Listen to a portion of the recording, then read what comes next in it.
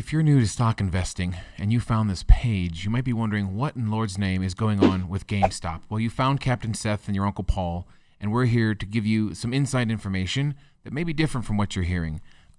Frankly, our disciplined approach to investing gets us to run very fast away from parabolic climbs of stock prices, and GameStop is completely absurd, Paul. What are your thoughts, and what in Lord's name is going on with a 75% increase today alone? Friday was absurd, yesterday was absurd, and now today it's all over the place. What's going on with GameStop? First off, GameStop is a store in which you go there and buy and sell used and new video games, right? Console games, yes. etc. There's obviously in this world a movement towards doing more online kind of games, less buying of cartridges and CDs and DVDs. You're gonna do more of like online memberships, correct? I'm not in the gaming world, but Don is. I don't know if you want to put the mic on Don and see what he has to say about that. But well, Don says that you hate GameStop, right, Don? No, I just hate going there. Yeah. You said it's pretty busy there? It's not busy. I'm going to use a Big Bang Theory reference here. If you remember the comic book store on how little activity there was, it's that. There's usually nobody ever in there. But they still make money, I guess. Keep going, Paul. We'll see. So anyways, look at this chart. This is the last 10 years.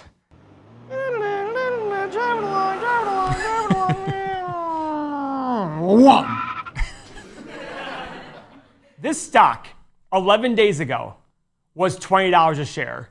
It is $134 right now. That's not even the peak over the last 11 days, guys. This, let me show you guys. This is why it's getting so much hype. This is the 5-day chart of GameStop. Look at this. This is close to 160. It still hasn't hit that peak yet. It got as low in the last 5 days, it was 40 to 160, down to 60, back up to 134.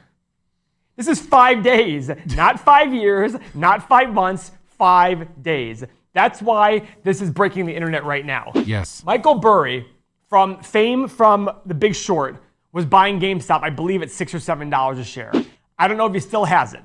But this stock was heavily, heavily shorted, and that's why these prices have skyrocketed. We'll get into that. Let's first do the 8 pillars. Sure. The 8 pillars is our typical analysis on understanding the financial health of a company.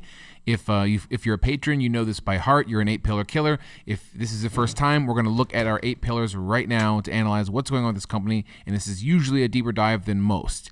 And so, Paul, let's look at it. What is the market cap for GameStop, baby? $9.4 billion, okay? So keep in mind, 11 days ago, it was $1.5 billion, okay? Wow. Right?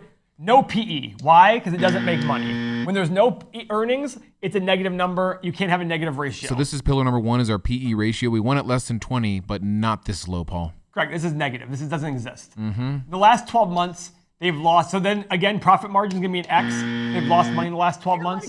They've lost about 5% in the last 12 months on their revenue, about 6%. Oh boy, 2 straight X's. Okay. No dividend. How about revenue growth, Paul? This is pillar number 3 is revenue growth over the past 5 years. Okay, revenue growth I imagine to be bad, and it is. 9.4 billion down to 6.5 billion. Big time X. This is a loss of 1/3 of the company's revenue in the last 12 months. In the last 5 years, sorry. Oh boy, how about profit growth is pillar number 4, baby. 403 million down to a negative 408 at 71 million. They went from making money to loving to lose money. They hate making money now. They're allergic to making money now. Okay. Number of shares outstanding is pillar number 5. That's 4 straight X's, Paul. I have no idea how they afforded to, but they bought back shares. Okay. 106 million down to 87.5. So check mark there. Nice. Current assets greater than current liabilities is pillar number 6, my friend. So current assets are 1.65 billion. Current liabilities are 1.577 billion. So barely a check mark, but a check mark nonetheless. Okay, that's pillar number 6. Number 7 is free cash flow growth. We want free the cash from flow. Operations minus the capital expenditures, Paul. So remember, cash from operations is on your cash flow statement, and the capital expenditures is the first line investing statement. This is the money they're going to use to pay dividends, buy back shares, make major investments in the company, make acquisitions, etc. So 656 minus 173 is $480 million 5 years ago. Last year, they lost $490 million in free cash flow. So definitely an X there. Now, in the other years, call it 390 call it 323, and call it 232. The average free cash flow over the past 5 years is $187 million a year. 187 million. Now, guys, this is a massively falling company. How much would I pay for that company? I'm not kidding. Maybe 5 times. This is dropping like crazy. Typically, our multiple is somewhere near 20. 15 or 20. For slow-growing companies, we may slow this down to 12 to 15. In fact, I think this company will be. I think this is the future Blockbuster. So if you're going to buy the stock in this company, as Michael Burry did, he probably did a deep dive analysis into the assets of the company and figured out that the liquidation could be better than. I would only buy this company if you're buying it for less than liquidation costs. What is that number? I have no idea. But basically, the idea there is if you were to liquidate the entire company, pay off all the debts, how much would be left over? He found something in there that he liked. I don't know what it was, but he found something in there that he liked. I'm avoiding this company even at almost $1 billion. I'd still avoid it. Yeah, so what Paul did there is he took the average free cash flow of 187 times a low multiple of 5 to get a market cap of $935 million in comparison to the actual market cap, which is $9.4 billion, Paul. So it has to fall from $134 a share to $13 a share. But let's explain why it's. So I'm avoiding this stock completely. I'm not even looking at it. Now, let's explain why this stock is skyrocketing. Please do. Guys, this is called a short squeeze. I heard this, and I have no clue what this is. I'm glad you're telling me. Let me explain to you what a short sell first is. When you sell a short stock, let's say there's Paul and there's Seth. Okay? You're wearing tight shorts, I assume. Correct. Go on. I want to short 1 share of Microsoft, of GameStop. Let's just pick GameStop because we're obviously there. I want to short it. So Seth owns a share of GameStop. What I do, what the bank allows me to do is they give me his share. He still has it. They still tell him you have the share. I'm good for it. I take that stock and I sell it in the market, let's say at $10 at the time. So I get $10, but I owe $10. Seth still thinks he has his 1 share of stock at $10 here. He still has it. The bank's not telling him it's not in his account anymore. I sell it to the market for $10. I get $10, but I owe $10 to Seth. So net is 0. If I'm shorting it, I bet the stock will fall. So let's say the stock falls to 5, and I want to cover the short. I buy the share back at 5, and I give it back to Seth. He's none the wiser because it went from 10 to 5 here for him anyhow. He doesn't care. I keep the difference of the $10 I got versus the $5 I gave back. I made $5. Okay? Now, if the stock goes up to 15, I now have to buy it back at $15 to replace his shares that he had here. So I'm losing $5. So when you short a stock, if it goes down, you make money because you're replacing those shares that you borrowed at a lower price. If the stock goes up, you lose money because you're replacing the shares that you took at a higher price. Does that make sense? You're basically making a bet that you think this stock will go down because you can buy it later at that lower price and replace the one that you gave at the current time. That is correct. Now, what happens is when there's a lot of people shorting and the stock all of a sudden has a run-up, what has to happen? Everybody has to exit their short. Because at some point, the bank's going to be like, listen, you got to get out of this thing. You're out too much money. Or they just set in what's called a stop loss. They sit there and say, hey, I'm going to short at 10. I'm going to get out at 12. When everybody's shorting, when everybody's covering their shorts, they're buying back shares. So when you're buying shares, what happens in the market? The market sees more demand. There's more and more. It keeps going up and up. Buying more shares makes the stock go higher and higher and higher and higher. And that's what you see happening here. I heard, I don't know if this is true or not, but I had heard, we can verify this, that 90% of their shares were shorted at one point. So what I found, guys, is if you look here on our page, remember we can look at the most recent quarter.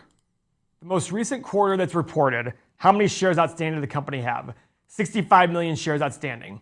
I went and researched the number of shares that were shorted. You ready for this? On December 31st, there were 68 million shares shorted.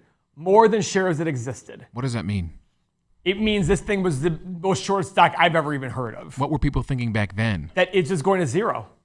I see. So then when all of a sudden starts to gain some traction, maybe for whatever reason, and all of a sudden people start getting squeezed out and have to buy the shares back, it's going to cause a massive run up in price. Don was laughing because just as we started, go back to the ticker. Guys, we started this video and GameStop was up 74%. Now it's up 92%, all in the last 10, 15 minutes.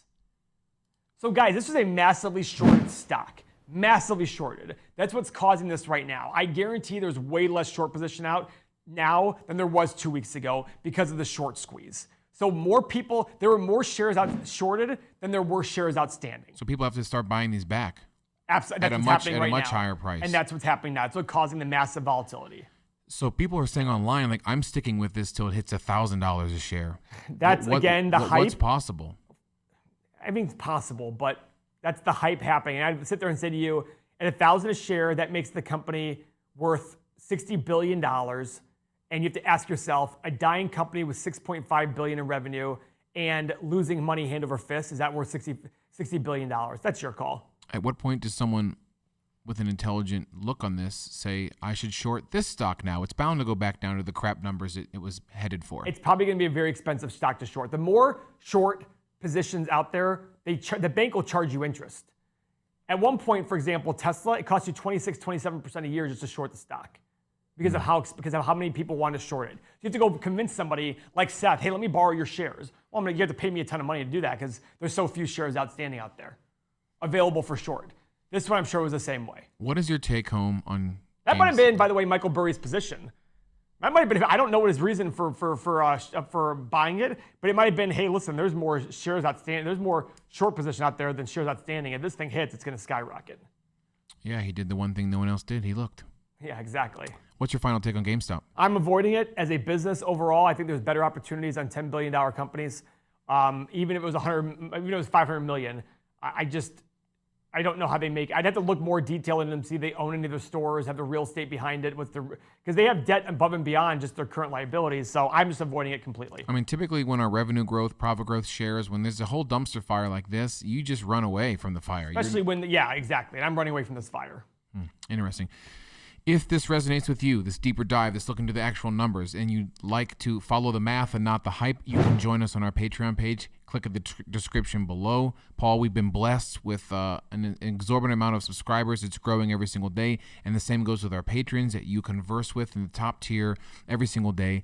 If you like what you hear and you want more, join our community of like-minded people where we're talking about this disciplined approach to looking at investments, looking at stocks, and obviously staying away from these crazy hype stocks that are fluctuating way too crazily, and staying with the stocks that we love. There's better places to put your money, Paul. Isn't that Absolutely. correct? There's way better places to put your money. You're going to buy a $10 billion company. Make sure you guys tickle that thumbs up.